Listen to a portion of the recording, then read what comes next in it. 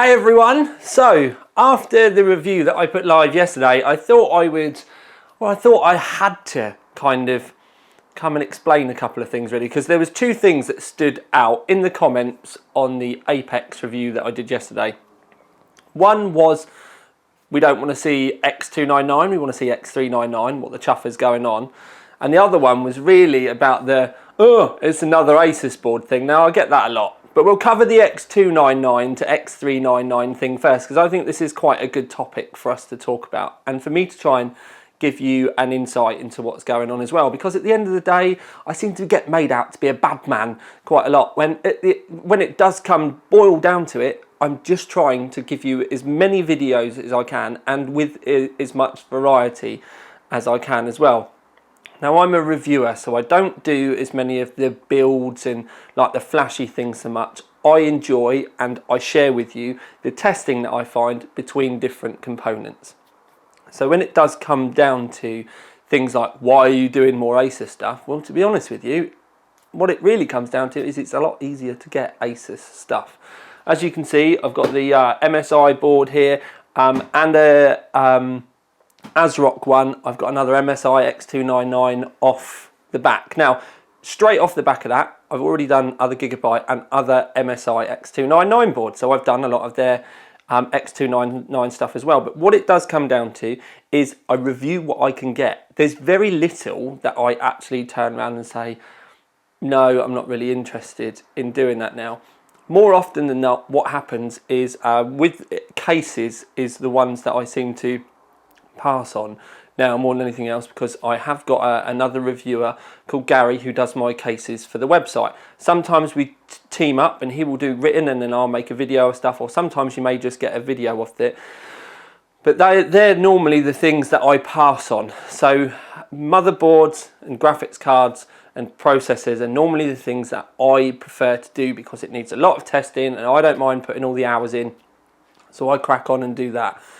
Some of the nice cases and the odd keyboard, headset, mouse, I'll do my kind of idiot guide on, because it's not my mastermind subject. But when I do make videos like that, it's just a case of me trying to share something nice with you. So with the whole Asus thing, it's, to be fair with you, I've worked so hard over the years. It feels like now I'm getting penalised because I can get Asus stuff really easily. They offer me everything. So if they say to me, do you want to review this new Apex? It's the first one that we're going to have in the Rampage, because obviously we had the Z270 Apex, and now we've got the X299 Apex. I'm like, yeah, I would love to. I would love to see if it's going to push my processor more, because I'm interested in that sort of thing. But at the same time, I have the X299 version of the MSI board. Now this might be up there because it's going to be their flagship board. That's the X Power. Now the reason why I've not done the X Power yet, even though it's been here longer than the Apex, is MSI asked me to wait until they had a better BIOS, and I've not been given the green light that the BIOS is mature enough yet. So that's the reason why that's sat there, and that's the reason why it's not been done yet. Didn't get that with Asus. Board landed, review it. Reviewed it, done, job, out of the way. So then we've got other boards that we might get coming through with like the Gigabyte ones and stuff. Well, in the best way I can put it, and I'm not sure whether I'll get the local guy in Gigabyte in any issues with this, but they don't get many samples. Sometimes they've got 2 boards or 3 boards for the entire UK when it comes to the top tier stuff. Now you think I can just say, yeah, I want that board, I get it, I get to keep it. Sometimes it doesn't work like that. Sometimes I'll get given a few days with a board and it's got to be in and straight back out again. Sometimes I've got to wait for a seed-in slot. Sometimes their HQ say it's got to go to that person and that person first, and I'm sat waiting. It's a lot more complicated than you may actually be fully aware of. But one thing that you can be sure of is I enjoy hardware, and it doesn't matter about brands. I will test whatever I can get my hands on. Even when it comes to, like with the Gigabyte ITX board recently, where I found out, like, you know, the heatsink wasn't particularly great and some of the voltage things were, and that then because I'm quite vocal and I go delving and looking for stuff, that then can get me into a bit of grief and make it even more difficult for me to get samples. But it's a very kind of it fluctuates a lot. So there's never a golden answer, other than I've got a great, I like to say yes, and I want to do as much as I can, because I genuinely do want to find out the difference between the boards. Sometimes it does just come down to price and aesthetics and layout and what's on the boards rather than performance and stuff. But especially with like the VRM cooling and thing that's been going on at the moment, that's actually been a really good place to differentiate between the boards, which is one of the reasons why the Gigabyte Gaming 7 X399 board did quite well, because it was the first of the boards that I saw with the heatsink that wrapped around the side. And it's, you know, all of those details are kind of still there and bouncing around, and that's the reason why I'm actually interested in doing my job and doing this type of thing. But anyway, so we'll put that to bed. So hopefully you will understand that I do as much as I can do. And if people out there are going, oh, it's too much Asus. Well, if there was less Asus, there would be less videos. That's the be all and end all of it, unless I started making like more case videos and stuff. But I enjoy the testing and the hardware and the fault finding and looking for the BIOS and trying to find fixes. So that's why I'm heavily kind of into doing motherboards and processors and graphics cards and the like. So that's just my thing. Everyone has their thing. That's where I tend to go to. If I do get to a point where I can continue doing the amount of testing that I am at the moment, and then also go into doing more builds and stuff again, I will do. But I've ramped up my testing to do more of the review work and less of the building work, because at the end of the day, if I do a build, then it's just me putting a computer together and showing you what it looks like, and that I think is less interesting than knowing what it really boils down performs like. And it's very difficult to compare systems when there's not very, very similar componentry going on between them. So if you've got a board that from one and a different sort of graphics card and a different sort of cooler, then those are all far too many, you know, like big variable changes to be able to compare to something else. But anyway, so the X399 thing. Now this has been a hot topic because people seem to think that it's all dried up, and it's because I don't want to review Threadripper. But it's actually the opposite. I have the Tai Chi and the MSI X399 Gaming Pro here sat waiting at the moment. And it's sat waiting because AMD don't want me to do any more reviews at the moment. So that's a bit of a shocker. Now what happened is everyone got, people seem to think I chose the Zenith for the initial Threadripper review. I didn't. Everyone got sent a Threadripper. Now the processor that I got is it's an engineering sample. The people that got all the flashy packaging and everything like that, they got the full retail stuff. So what AMD said to me after I put my review live, they said to me, can you not use that processor anymore? You've got your launch day data, you've got your article up, you've got your video up, you're stuck to NDA, epic. But we want to send you a full retail kit. So I was like, brilliant. But they said, can you not use that processor now? Because what we're going to do is we're going to swap your engineering. We're going to give you a brand new retail sample, and then you can crack on with your reviews. And I was like, all right, I don't mind. Even though that means what I have to do, because I've obviously got the original testing that I did, it means I'm going to have to redo that testing on the Zenith. Now, the only reason why that is so if I use the same motherboard, I will be able to tell by the results whether it's got much better. Now that could be because of BIOS, but I will probably test on exactly the same kit that I've got now without changing the BIOS. And then what it will mean is I'll be able to tell, it's mainly I think going to be maybe temperatures or something, because to swap the CPUs over with engineering, it's, yeah. Anyway, so I will retest it so that I'll be able to tell whether it's any better or not. If it's not any better, I'm going to be really miffed because I have these sat waiting for that new processor. So new processor lands, I drop it in the Zenith, I test it again so that I can see if there's any differences. If there's not differences, I will be immensely peeved, but then I will let you know that the retest results, and then I will start ploughing onto these.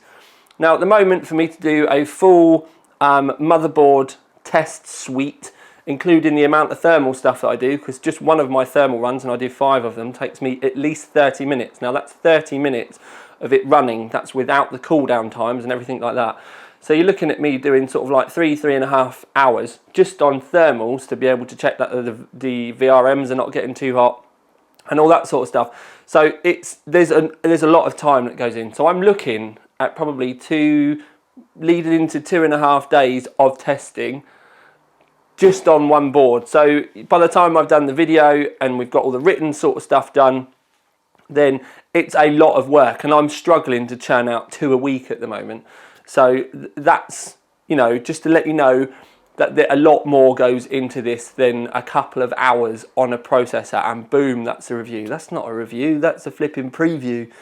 Anyway, so we do have more X399 stuff sat waiting. I'm just waiting for that retail sample, and as soon as I get that retail sample, I'll be on with the Zenith just to make sure that the tests, and they could get worse at the end of the day, so I need to check these things. I'd like to say that they'd look better, because then that will be worth me waiting and worth me testing. And then I will get these into the queue, is probably the best way that I can put it, because there is always kind of an order. I don't know whether I'll do the MSI one first or the Tai Chi first. But also kind of leaning back to the beginning, I hope you understand where I'm coming from with the Asus and stuff like that. I get as much stuff as I possibly can do, and at the end of the day, it does quite often happen I put Asus stuff to one side so that I can review another brand as well, because I've got, you know, a few other Asus things that are kind of in the you know, kind of like the emergency queue. And the emergency queue is if I get some spare time, then I chuck that in instead. But having delays like this for me really is a bad thing, because all of this does is then when the processor lands, I mean, I've already got ASRock emailing me kind of every other day, where's the review, where's the review, where's the review, and I'm like, I can't do it yet, and they don't seem to understand, because I'm going to send them this video so that they do understand. I actually can't do it yet, because they like, just use that processor. What's the point in using that processor when I get a new one and then I have to take this one out of the graphs? So it's horrible. I know people are going to say just use that one, but you know, I've been kind of asked not to when you think about it. So what do I do? So apologies, I hope that kind of clears up some kind of stuff, because like I said, I get made out to be the bad man quite a lot, and I'm really not. I'm just trying to do as much as I can for you guys, and at the same time keep myself busy as well, because dead time is exactly that. It's a waste of time. So we may get a subscriber video soon. I should really do one. The subscriber video is a video that I make for my subscribers. It sounds strange, but it's actually to talk about the stuff that's going on behind the scenes, what reviews might be coming up, what I might have planned, stuff that's going on in my personal life. It's a chat like we would normally have, but without the review element going on behind the scenes as well. So yes, there is quite a bit of stuff that I need to do. I have all kinds of stuff that I'd love to show you, because I've got some more EVGA stuff in. I've got the For the Win 3 hybrid due this week, I'm hoping, as well. So I've got a really tasty graphics card coming with that one. I'm really looking forward to having a play with that and seeing just how, you know, high the clocks are and what the averages are like. I'm proper, yeah, I like that sort of stuff. And I've also got the EVGA power supply in that people have been asking me to get in the G3. And again, this is going into the subscriber video sort of stuff, but that, you know, I had to ask and chase and say, look, I'd really like to review one of these, and it's not just a case of, oi, give me. I wish it was, but then again, I'm not being funny. If it was a case of, oi, give me, then I'd probably get myself into a lot of trouble for having too much stuff and ending up drowning in hardware. But anyway, there's your explanation, I hope. Please discuss underneath, as I have been doing with a lot of the people that kind of comment negatively in the comments. I do try and openly and calmly discuss points with you. Now, I have got to the, you know, I've been around the internet, and YouTube comments can be quite harsh. I do try and explain. Now, I know there's some people that have just made their mind up, and that's fine. But you know, I've got nothing to hide at the end of the day. I'm trying to make videos for you. And if I could get loads of other stuff that was interesting, then that would be all well and good. But it was like the last time that I reviewed the Tai Chi stuff, there was people that it was the Ryzen one, the X370 one. A lot of people knew that the BIOS was a bit iff, and then a lot of people were just hell-bent on defending it, and you know, so sometimes I can never win. And that's when my arrogance comes out, because if I can't win, I'm just like, if I can't win, what's the point? Anyway, right, so there's your quick video. I wasn't even planning on making a video today because it's a bank holiday Monday now, so I'm going to leave you with this one, and I'm going to get myself off because it's a bank holiday, it's a public holiday in the UK, and I'm off to a Steam show. And by Steam show, I don't mean where you get your games from. I mean Steam show as in steam engines, trains, traction engines, that sort of stuff.